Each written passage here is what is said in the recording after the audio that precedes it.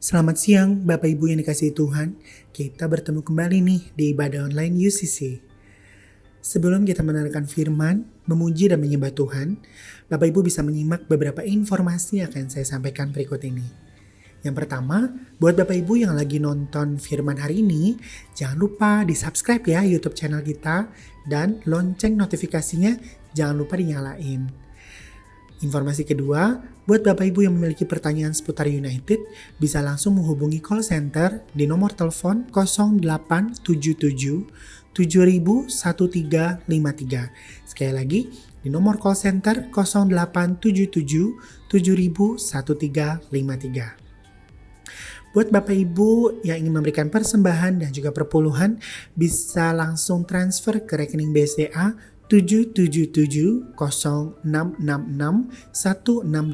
atas nama Elvina Suryadinata. Sekali lagi, buat Bapak Ibu yang ingin memberikan persembahan dan juga perpuluhan, bisa langsung ditransfer ke rekening BCA 7770666 atas nama Elvina Suryadinata. Oh iya, Bapak Ibu tahu nggak singkatan dari klub itu apa? Klub itu cintai, lengkapi, utus, berdampak. Ya, klub itu adalah komunitas kecilnya yang ada di United. Jadi buat Bapak Ibu nih yang lagi nonton video hari ini, pengen gabung sama klub kita, boleh banget. Langsung aja hubungi call center di nomor telepon 0877 7000 1353. Oke Bapak Ibu, sekarang sebelum dengerin firman Tuhan, yuk kita sama-sama memuji dan menyembah Tuhan bersama-sama. Tuhan Yesus memberkati. Saya mau ajak setiap kita, mari kita satukan hati kita. Lewati situasi pandemi ini kita tahu bahwa kita punya perlindungan yang tidak pernah tergoyahkan, yaitu Yesus Kristus Tuhan. So, saya berharap lewat pujian ini boleh menjadi sebuah pengakuan bahwa Yesus mau ganggu kehidupan kita. Amin. Mari kita satukan hati kita, saudaraku.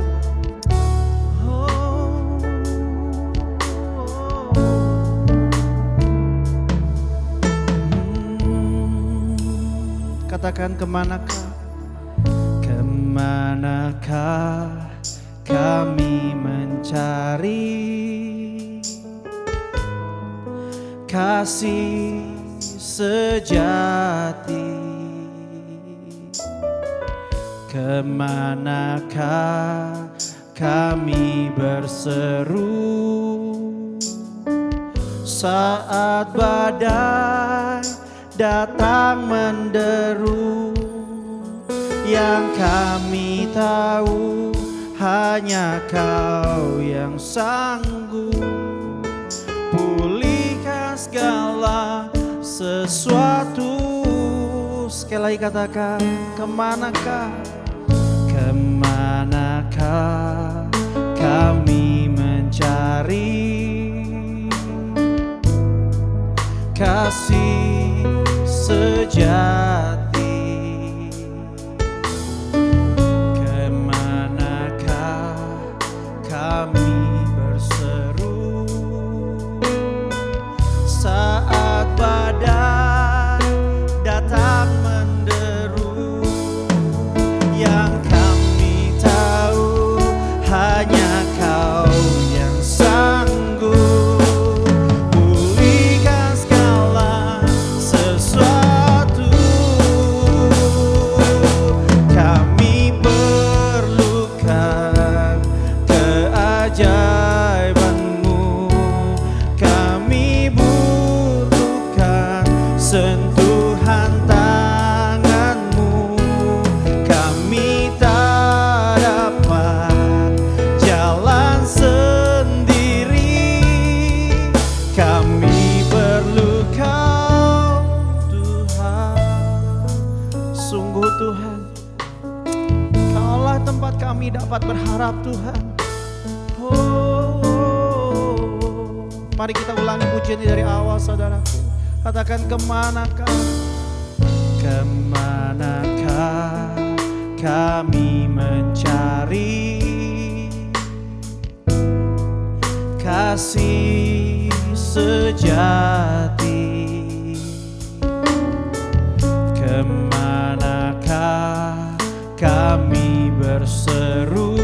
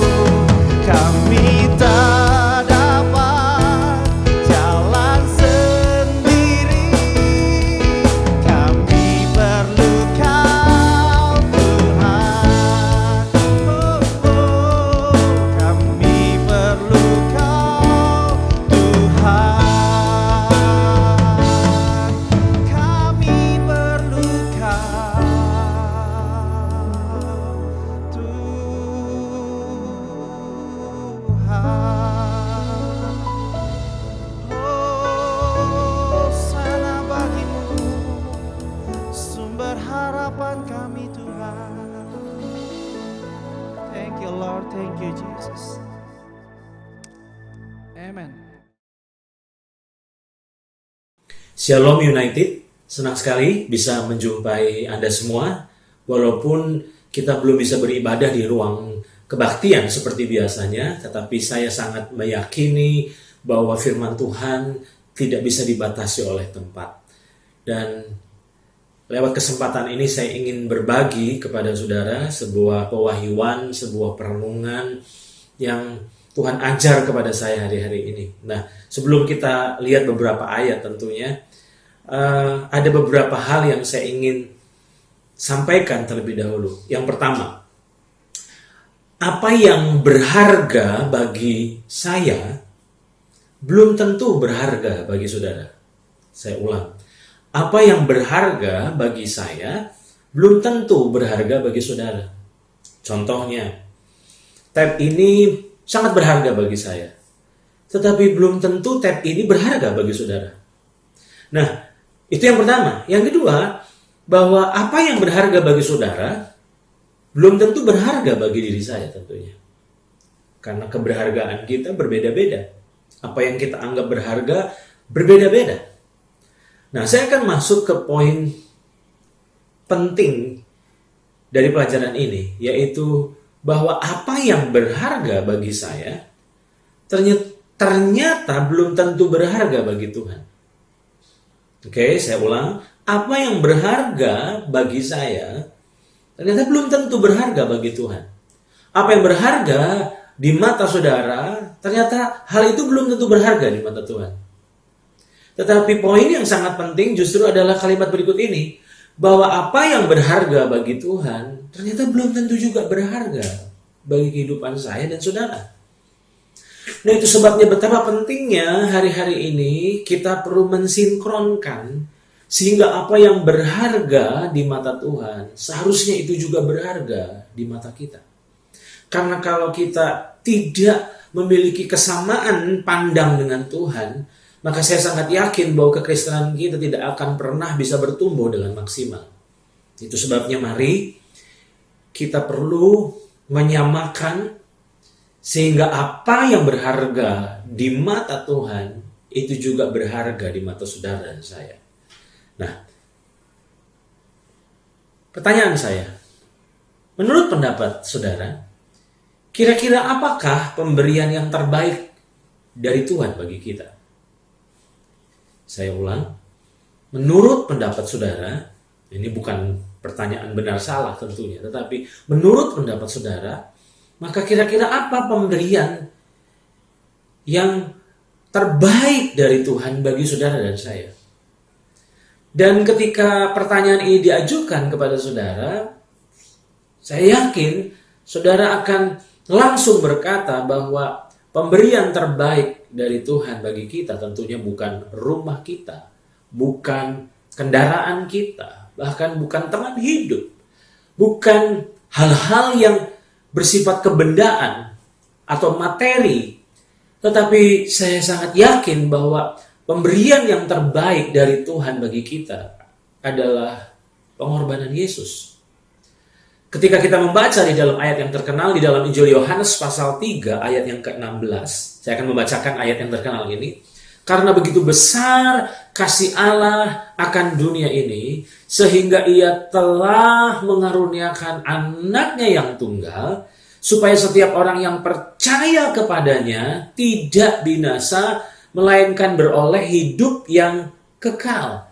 Berarti dengan kata lain, sebenarnya pemberian yang terbaik dari Tuhan bagi saudara dan saya itu bukan hal-hal yang bersifat materi, tetapi ketika Tuhan Yesus mati bagi kita, ketika Bapa memberikan anaknya mati bagi kita, dan itu adalah pemberian terbaik sebenarnya dari Tuhan bagi kita. Dan saya sangat yakin tentu saudara akan sepakat dalam hal ini. Tetapi setelah saya merenungkan hal ini, ada pertanyaan lanjutan, bahwa tadi saya katakan bahwa apa pemberian Tuhan yang terbaik bagi kita. Dan ternyata pemberian yang terbaik adalah di saat Allah Bapa memberikan anaknya bagi kita. Dan pertanyaan selanjutnya adalah, kira-kira Apakah Yesus satu-satunya pemberian terbaik Allah Bapa bagi kita? Saya ulang, pertanyaan ini penting sekali. Apakah Yesus merupakan satu-satunya pemberian terbaik dari Allah Bapa bagi saudara dan saya? Adakah pemberian terbaik setelah kematian Yesus bagi kita? Dan ternyata setelah saya merenungkan kalimat itu, saya disadarkan bahwa ternyata pemberian terbaik kedua setelah Yesus diberikan bagi saudara dan saya, mati bagi saudara dan saya, ternyata pemberian yang terbaik yang sebenarnya seharusnya kita sadari adalah ketika Bapa memberikan Roh Kudus dalam kehidupan saudara dan saya. Saya jadi ingat sebuah ayat di dalam 2 Korintus pasal yang pertama, ayat yang ke-22. Tetapi untuk bisa melihat secara utuh, coba kita membaca dulu dalam ayat 21-nya. Walaupun yang menjadi poin pentingnya terdapat di dalam ayat 22. Saya akan membacakan ayat 21 terlebih dahulu. Sebab Dia yang telah meneguhkan kami bersama-sama dengan kamu di dalam Kristus adalah Allah yang telah mengurapi. Nah, ayat yang ke-22 yang menjadi poin penting. Memeteraikan tanda miliknya atas kita dan yang memberikan Roh Kudus di dalam hati kita sebagai jaminan dari semua yang telah disediakan untuk kita. Nah, sadarkah kita bahwa ternyata pemberian yang terbaik yang kedua setelah Bapa memberikan Yesus mati bagi kita, ternyata pemberian terbaik yang kedua itu bukan rumah, bukan kendaraan, bukan teman hidup, bahkan mungkin bukan anak, bukan kekayaan, tetapi ternyata pribadi Roh Kudus. Pribadi Roh Kudus adalah sebuah karunia yang luar biasa, begitu berharga bagi orang percaya. Nah, sangat disayangkan, tadi saya katakan bahwa seringkali apa yang berharga di mata Bapa atau apa yang berharga di mata Tuhan belum tentu berharga di mata kita. Seharusnya apa yang berharga di mata Tuhan itu juga berharga di mata kita. Nah, sadarkah kita bahwa Roh Kudus adalah pemberian terbaik yang kedua setelah Yesus? Di dalam Yohanes pasal 14 ayat yang ke-16 sampai ayat yang ke Yohanes pasal 14 ayat 16 dan 17. Coba saya akan bacakan. Aku akan minta kepada Bapa dan Ia akan memberikan kepadamu seorang penolong yang lain, supaya Ia menyertai kamu selama-lamanya. Perhatikan kata selama-lamanya, yaitu Roh kebenaran. Dunia tidak dapat menerima Dia, sebab dunia tidak melihat Dia dan tidak mengenal Dia. Tetapi kamu mengenal Dia, sebab Ia menyertai kamu dan akan diam di dalam kamu. Berarti dengan kata lain, sebenarnya Yesus sedang memberikan sebuah penjelasan kepada kita bahwa ternyata Roh Kudus adalah pribadi yang sangat bernilai, dan itu diutus, dikaruniakan kepada saudara dan saya untuk tinggal hidup selama-lamanya di dalam hidup kita. Nah, mengapa ini jadi penting? Jika kita kembali dalam 1 Korintus pasalnya, di dalam 2 Korintus pasal pertama ayat 22, ternyata Tuhan memberikan Roh Kudus di dalam hati kita sebagai jaminan. Saya tertarik dengan kata sebagai jaminan. Tuhan tahu bahwa seringkali kita ragu, kita bimbang. Kapan saudara memberikan jaminan kepada seseorang? Untuk meyakinkan orang tersebut betapa seriusnya saudara. Meyakinkan keraguan mereka bahwa betapa seriusnya kita terhadap mereka. Nah, itu sebabnya ternyata Roh Kudus diberikan Bapa kepada kita bukan hanya sebagai penolong, bukan hanya sebagai penghibur, tetapi ternyata sebagai jaminan. Artinya Tuhan ingin meyakinkan kita bahwa betapa seriusnya Tuhan di dalam kehidupan saudara dan saya. Itu sebabnya Dia mengutus Roh Kudus di dalam kehidupan kita untuk menyertai kita selama-lamanya. Di dalam 1 Korintus 3 ayat 16, saya ulang, dalam 1 Korintus 3 ayat 16, ayat yang terkenal sekali. Firman Tuhan katakan bahwa tidak tahukah kamu bahwa kamu adalah bait Allah dan bahwa Roh Allah diam di dalam kamu? Nah, di dalam Amplified Bible digunakan kata God's Spirit has His permanent dwelling in you. Saya diberkati dengan kata God's Spirit has His permanent dwelling in you. Berarti dengan kata lain Roh Kudus tinggal secara permanen dalam kehidupan saudara dan saya? Dan bukankah itu adalah pemberian yang luar biasa dari Tuhan bagi saudara dan saya? Sangat disayangkan, kita mensyukuri untuk benda-benda yang kita dapatkan dari Tuhan. Saya ulang, kita mensyukuri untuk benda-benda yang kita dapatkan dari Tuhan. Ya, kita mensyukuri untuk berkat-berkat itu yang Bapa karuniakan kepada kita. Tapi pertanyaan saya adalah, pernahkah kita mensyukuri kehadiran Roh Kudus dalam hidup kita? Ini penting sekali. Alangkah baiknya untuk kita menyadari poin penting ini. Karena adalah baik kita mensyukuri semua benda-benda yang kita dapatkan dari Tuhan. Tapi pernahkah saudara menyadari bahwa seharusnya kita lebih mensyukuri kehadiran Roh Kudus dalam kehidupan kita? Karena itu adalah pemberian yang jauh lebih bernilai dari semua benda-benda yang kita bisa dapatkan dari Tuhan. Coba bayangkan, jika orang-orang yang hidup di zaman perjanjian lama bisa melihat kehidupan kita. Saya berani pastikan 100% bahwa pasti mereka akan iri. Mengapa saya katakan iri? Karena mereka tidak pernah mengalami anugerah seperti kita. Tokoh-tokoh yang hebat di dalam perjanjian lama yang kita bisa temukan di dalam Alkitab, mereka itu hanya punya pengalaman dihinggapi oleh Roh Allah. Dan kehadiran Roh Kudus di dalam kehidupan mereka tidak di dalam diri mereka, tidak tinggal secara permanen, tetapi itu hanya hinggap sewaktu-waktu. Itu sebabnya saya katakan, jika orang-orang perjanjian lama melihat kita, dipastikan mereka akan iri. Karena mengapa? Karena sebenarnya anugerah yang Bapa berikan kepada kita yang hidup di zaman perjanjian baru, itu justru jauh lebih besar dari apa yang pernah mereka kecap. Mereka hanya pernah mengalami, dan itu pun tidak semua, hanya beberapa tokoh di dalam Alkitab, di perjanjian lama, yang pernah dihinggapi oleh Roh Allah. Tapi saudara dan saya, yang hidup di zaman perjanjian baru, memiliki anugerah yang sangat luar biasa, yaitu Roh Kudus tinggal dalam diri kita. Mengapa kebenaran ini menjadi penting untuk kita pelajari?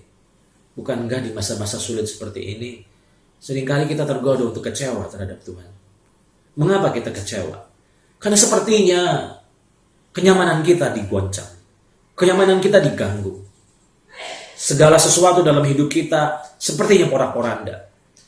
Oleh karena pandemi COVID-19 ini berdampak pada semua area kehidupan kita. Dan ketika kita berdoa untuk mungkin usaha kita diluputkan, dan ternyata usaha kita juga mengalami imbasnya. Dan sepertinya saat kita berdoa, sepertinya Tuhan tidak mendengar. Sepertinya Tuhan tidak memberikan apa yang kita inginkan, apa yang kita imani. Dan tanpa sadar, sebenarnya di titik itu ada banyak orang percaya mulai tergoda untuk kecewa terhadap Tuhan. Maafkan saya, saudara. Seharusnya kita malu. Karena ternyata ada yang Bapa telah berikan kepada saudara dan saya.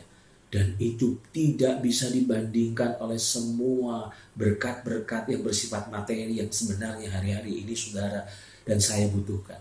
Dan itu adalah pribadi Roh Kudus yang tinggal di dalam kehidupan kita. Bapa berkorban saat memberikan Yesus mati bagi kita. Saya ulang. Bapa, yaitu Allah Bapa, berkorban saat memberikan Yesus mati bagi kita.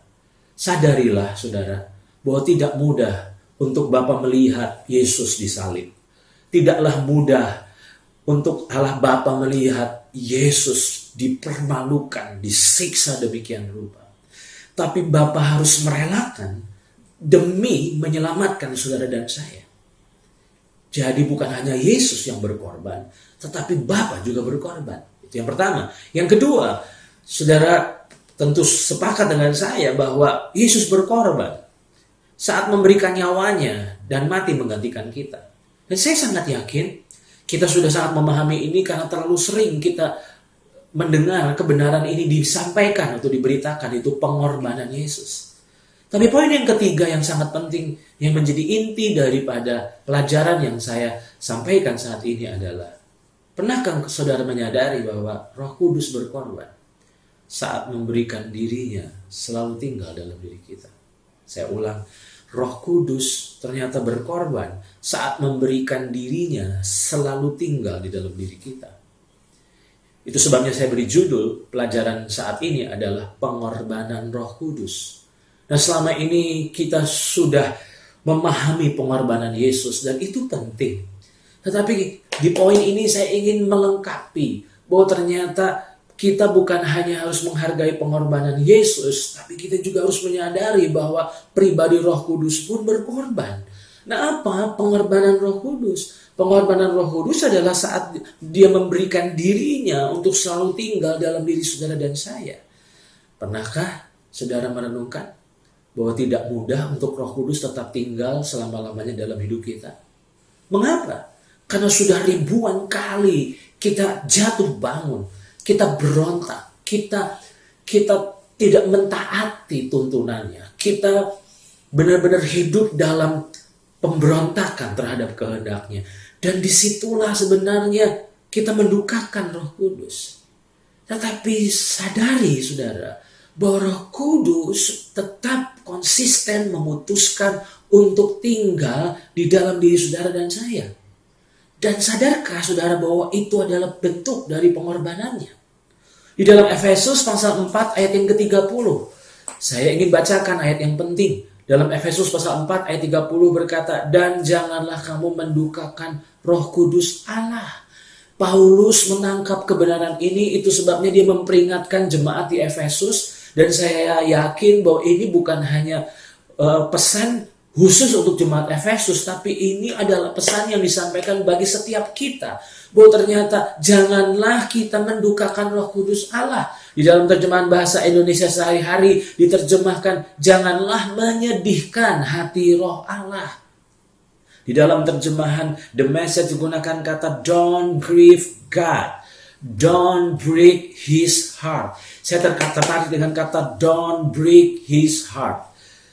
Sadarkah kita bahwa Roh Kudus memiliki perasaan? Dia bisa terluka. Dia bisa bersedih. Dan kapan dia bersedih? Di saat kita benar-benar tidak menyadari kehadirannya, tidak menyadari pengorbanannya untuk selalu tinggal dalam diri kita. Dia konsisten menolong kita. Dia konsisten menyertai kita. Dia konsisten, walaupun saudara tidak menyadari, dia selalu bekerja di dalam diri kita untuk mendatangkan kebaikan di dalam segala sesuatu yang kita alami. Tetapi sangat disayangkan, kita tidak pernah menyadari hal itu. Kita tidak pernah menghargai hal itu. Kita hanya menghargai pengorbanan Yesus, tapi kita nggak pernah menghargai pengorbanan Roh Kudus. Tentu saudara pernah mendengar kisah-kisah di mana seorang istri akhirnya memutuskan untuk meninggalkan suaminya karena suaminya selingkuh. Di titik itu istrinya begitu terluka dan akhirnya dia sudah tidak tahan lagi karena dia begitu terluka oleh karena tindakan atau kekasaran atau perselingkuhan yang dilakukan oleh suaminya. Dia tidak tahan dan akhirnya dia pergi.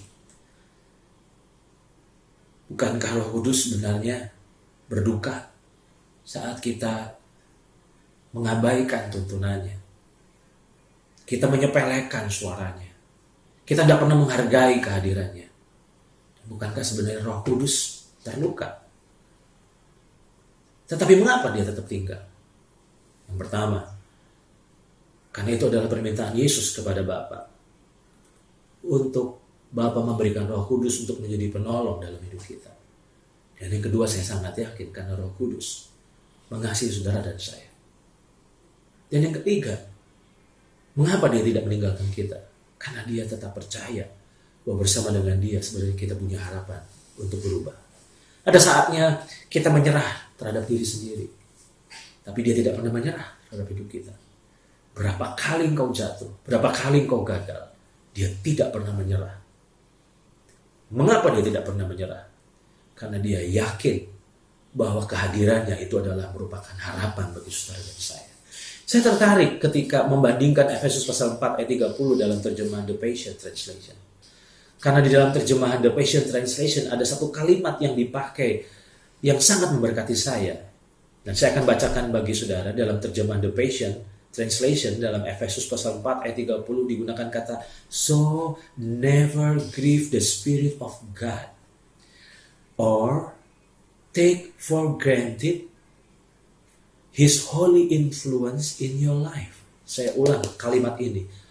Take for granted His holy influence in your life. Mengapa saya tertarik dengan kata take for granted? Bukankah selama ini kita hanya cuma bisa memanfaatkan Roh Kudus? Di saat kita butuh, kita panggil Dia, kita datang sama Dia, kita mohon, kita minta pertolongan, tapi di saat sudah ditolong kita melupakan.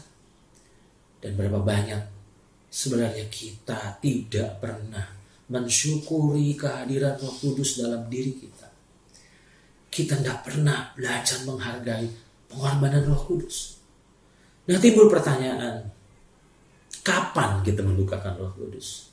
Ketika saudara membaca dalam Efesus pasal 4 ayat 29 sampai 31, berdasarkan konteks dari ayat itu, saudara bisa melihat ada hal-hal yang kita bisa lakukan yang ternyata ketika kita melakukan hal tersebut sebenarnya kita sedang mendukakan Roh Kudus. Apakah itu? Saya akan bacakan.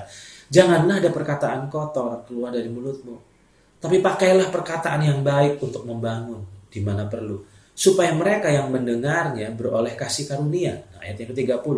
Dan janganlah kamu mendukakan Roh Kudus Allah yang telah memeteraikan kamu menjelang hari penyelamatan. Nah, ayat 31. Segala kepahitan, kegeraman, kemarahan, pertikaian, dan fitnah hendaklah dibuang dari antara kamu. Demikian pula segala kejahatan. Berarti hal-hal apa yang sebenarnya mendukakan Roh Kudus? Yang pertama, perkataan kotor. Kita tidak sadar saat kita berkata-kata kotor, sebenarnya kita sedang mendukakan Roh Kudus yang lembut, yang kudus dalam diri kita. Yang pertama. Yang kedua, kepahitan. Saat kita hidup dalam kepahitan, sebenarnya kita sedang mendukakan Roh Kudus. Yang ketiga, kegeraman. Yang keempat, kemarahan. Yang kelima, pertikaian. Pertikaian itu berbicara perselisihan. Jadi dengan kata lain bahwa hubungan-hubungan yang rusak sebenarnya mendukakan Roh Kudus. Yang keenam, fitnah. Yang ketujuh, segala kejahatan. Jadi dengan kata lain, ketika kita melakukan hal-hal tersebut, sebenarnya kita sedang mendukakan Roh Kudus. Hari ini, saya sangat yakin bahwa kebenaran ini menjadi suara Tuhan bagi saudara dan saya. Ingat saudara, belajar menghargai kehadiran Roh Kudus. Belajar menghargai pengorbanan Roh Kudus. Karena tidak mudah bagi Roh Kudus untuk tetap tinggal dalam diri saudara dan saya. Sungguh tidak mudah bagi Dia untuk Dia tetap konsisten menyertai kita selama-lamanya. Itu adalah pemberian yang terbaik dari Allah Bapa bagi saudara dan saya. Sudah waktunya kita belajar menghargai kehadirannya, itu lebih berharga dari apapun. Di saat saya merenungkan hal ini, saya jadi ingat sosok si sulung yang dicatat dalam Lukas pasal 15. Sosok si sulung kurang diajar, kurang dikupas, karena selama ini kita sering mengupas, belajar dari tokoh si bungsu dalam perumpamaan Lukas pasal 15. Tapi lewat kesempatan ini mari kita pelajari sosok si sulung, karena sosok si sulung memberikan sebuah pelajaran penting dan berharga bagi kita. Saya akan membacakannya dalam Lukas 15 ayat 29 sampai 31. Tetapi ia menjawab ayahnya, katanya, telah bertahun-tahun aku melayani Bapa, dan belum pernah aku melanggar perintah Bapa. Tapi kepadaku belum pernah Bapa memberikan seekor anak kambing untuk bersuka cita dengan sahabat-sahabatku. Tapi baru saja datang anak Bapa yang telah memboroskan harta kekayaan Bapa bersama-sama dengan pelacur-pelacur. Maka Bapa menyembelih anak lembu tambun itu untuk dia. Dan hal yang memberkati saya adalah apa yang menjadi jawaban dari ayahnya sebagai bentuk daripada penjelasan ayahnya atas kegelisahan, kegalauan, kemarahan yang dialami oleh si sulung. Perhatikan ayat yang ke-31. Kata ayahnya kepadanya, anakku, engkau selalu bersama-sama dengan aku, dan segala kepunyaanku adalah kepunyaanmu.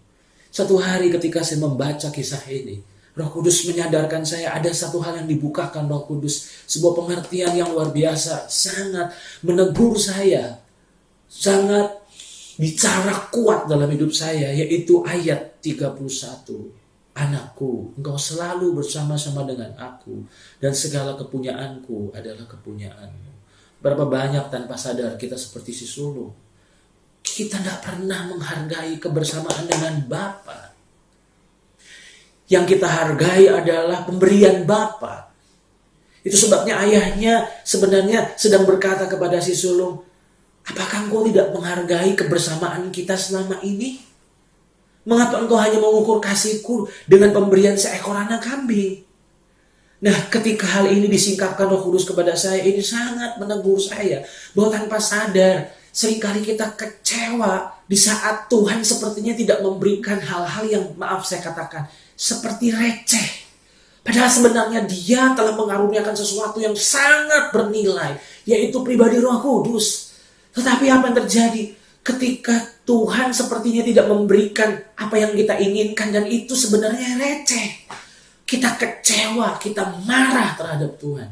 Padahal sebenarnya pemberian yang terbaik dari Bapa telah Dia karuniakan buat kita. Layakkah kita meragukan kasih Bapa? Dia telah membuktikan dengan Yesus mati bagi saudara dan saya. Yesus bangkit bagi saudara dan saya. Dan tidak berhenti sampai di situ. Dia mengutus pribadi Roh Kudus untuk tinggal dan hidup selama-lamanya dalam diri saudara dan saya. Dan itu adalah karunia yang luar biasa. Saya berdoa di masa-masa sulit ini, belajarlah menikmati kehadiran Tuhan lebih daripada berkat-berkat Tuhan. Saya ulang kalimat ini. Belajarlah menikmati kehadiran Tuhan lebih dari engkau menikmati berkat-berkat Tuhan. Selama ini kita cuma hanya menikmati berkat-berkat Tuhan, padahal ada yang lebih berharga dari berkat-berkat Tuhan, yaitu kehadiran Tuhan, kehadiran Roh Kudus dalam diri saudara dan saya. Bukankah bangsa Israel menjadi pelajaran penting bagi kita? Bahwa bangsa Israel ternyata tidak pernah menghargai kebersamaan mereka dengan Tuhan. Bagi mereka yang berharga adalah tanah perjanjian. Padahal ternyata ada yang lebih bernilai dari tanah perjanjian yang selalu ada dalam hidup mereka, yaitu kehadiran Tuhan. Tiang awan dan tiang api, yaitu bukti kehadiran dan kebersamaan Tuhan bersama mereka. Ingat saudara, sebenarnya mereka mengalami padang gurun tidak sendirian. Ada Tuhan yang menemani mereka, yang tetap melindungi mereka lewat tiang awan, ketika siang, lewat tiang api ketika malam. Tetapi mereka tidak menghargai itu. Mereka bersungut-sungut. Mereka berontak terhadap Tuhan. Padahal ternyata ada yang lebih bernilai, yang sangat bernilai, yang sebenarnya Tuhan telah karuniakan, dan itu lebih bernilai dari tanah yang dipenuhi oleh susu dan madu. Tapi mereka tidak pernah bisa menghargai itu. Bukankah tanpa sadar orang-orang Kristen perjanjian baru pun berlaku demikian? Kita telah gagal menghargai kehadiran Tuhan dalam diri kita. Saya akan tutup dengan ini. Setiap kali saya membaca kisah Musa yang tidak diizinkan untuk masuk tanah Kanaan, jujur setiap kali saya membaca itu saya kecewa terhadap Tuhan. Saya mempertanyakan Tuhan, saya bilang, Tuhan kok gak fair sekali. Musa itu udah berjuang memimpin mereka selama 40 tahun. Ya, Musa salah. Tapi mengapa sepertinya Tuhan tidak memberikan kesempatan untuk dia bisa memasuki tanah Kanaan? Tentu saudara pernah belajar bahwa di akhir hidupnya Tuhan mengizinkan Musa melihat tanah perjanjian dari jauh. Tetapi Tuhan tidak mengizinkan untuk dia memasuki tanah Kanaan atau tanah perjanjian. Itu sebabnya itu yang menjadi bentuk pertanyaan saya. Bahkan tanpa sadar saya kecewa terhadap Tuhan. Saya bilang, mengapa Tuhan sepertinya begitu kejam, tidak mengizinkan Musa memasuki Kanaan? Sampai satu hari Roh Kudus menyadarkan saya. Dan di saat Roh Kudus menyadarkan saya, itu membuat saya menjadi malu hati terhadap Tuhan. Mengapa saya malu hati? Karena saya telah kecewa, saya telah berburuk sangka terhadap Tuhan. Apa yang Roh Kudus singkapkan kepada saya? Karena ternyata, ya, Tuhan tidak mengizinkan Musa memasuki tanah Kanaan. Tapi bukankah Musa telah mendapat karunia yang jauh lebih bernilai dari tanah Kanaan? Yaitu Musa mengenal pribadi Tuhan. Musa bergaul dengan Tuhan. Dan itulah yang bernilai, yang Musa miliki, yang orang-orang Israel tidak miliki. Hari ini ada saatnya mungkin Tuhan tidak memberikan apa yang kita minta, tapi bukan berarti Dia tidak mengasihi kita, karena Dia tetap menyertai kita. Ya, kita sedang berada di lembah kekelaman. Saya setuju, masa sukar ini mengganggu rasa nyaman kita. Mungkin kita menangis, kita tertekan. Tapi saya mau ingatkan kepada saudara, di dalam melewati masa-masa sulit ini, Tuhan tidak pernah tinggalkan kita. Kita tidak pernah sendirian. Sama seperti bangsa Israel mengalami padang gurun. Selalu Tuhan bersama mereka, tidak pernah absen sesaat pun. Dan bukankah di masa-masa sulit ini, Tuhan selalu ada bersama kita. Satu hari Roh Kudus sadarkan saya, wah betapa sebenarnya Dia sangat mengasihi saya. Sadarkah kita bahwa Roh Kuduslah pribadi yang paling tahu betapa bejatnya kita, betapa busuknya kita. Karena Dia yang paling tahu, karena Dia tinggal di dalam diri kita. Tapi sadarkah saudara bahwa Dia tahu kebusukan kita, Dia tahu kejahatan kita, tapi Dia tidak pernah tinggalkan kita. Mungkin ada orang-orang yang tahu kelemahan kita, yang tahu kebusukan kita dan mereka meninggalkan kita. Tapi kalau ada satu pribadi yang paling setia dalam hidup kita, maafkan saya, itu bukan orang tua kita, itu bukan pasangan kita, itu bukan anak kita, tapi itu adalah pribadi Roh Kudus. Saya akan akhiri dengan Mazmur pasal 73 ayat 25 sampai ayat 26. Pemazmur telah mencapai satu titik di mana dia menghargai Tuhan lebih daripada menghargai semua pemberian-pemberian Tuhan. Saya akan membacakan dalam Mazmur 73 ayat 25. Siapa gerangan ada padaku di sorga selain Engkau? Selain Engkau tidak ada yang kuingini di bumi. Sekalipun dagingku dan hatiku habis lenyap, gunung batuku dan bagianku tetaplah Allah selama-lamanya. Saya terusik ketika membaca ayat 25. Siapa gerangan ada padaku di sorga selain Engkau? Pertanyaan saya, apa yang membuat kita begitu menginginkan sorga? Seharusnya bukan karena surga jalannya dari emas, bukan karena surga di sana tidak ada air mata, tapi seharusnya membuat surga menjadi menarik bagi kita karena ada Tuhan di sana. Bukan karena kenyamanan yang surga janjikan bagi kita, tapi karena memang kehadiran Tuhan di sana. Dan kalimat selanjutnya dalam ayat 25, selain Engkau tidak ada yang kuingini di bumi. Saya berharap, saya berdoa lewat pengajaran ini, saudara menyadari bahwa ada yang jauh lebih bernilai dari semua pemberian-pemberian Tuhan yang bersifat materi, yaitu ketika Roh Kudus memberikan dirinya untuk tinggal dalam diri saudara dan saya. Dan ingat, tidaklah mudah, karena Dia tetap tinggal di saat kita memberontak terhadapnya, di saat kita menyangkalinya, di saat kita mendukakannya. Tapi Dia tetap memutuskan menyertai saudara dan saya. Dan bukankah itu adalah bentuk pengorbanannya? Doa saya, setiap kita akan mulai belajar mensyukuri kehadiran Roh Kudus, menghargai kehadirannya, dan mulai belajar memberi diri dituntun olehnya. Disitulah sebenarnya kita sedang menghargai pengorbanan Roh Kudus. Selamat berjalan, bergaul intim dengan Roh Kudus. Tuhan memberkati saudara. Wah, Bapak Ibu, nggak kerasa kita sudah ada di penghujung video hari ini. Tapi, buat Bapak Ibu yang ingin terus terkoneksi dengan United, bisa langsung follow Instagram kita di @UCC Bandung. Sekali lagi, buat Bapak Ibu yang ingin terkoneksi dengan kita, bisa langsung follow Instagram kita di @UCC Bandung. Oh ya, ada satu informasi nih yang ketinggalan.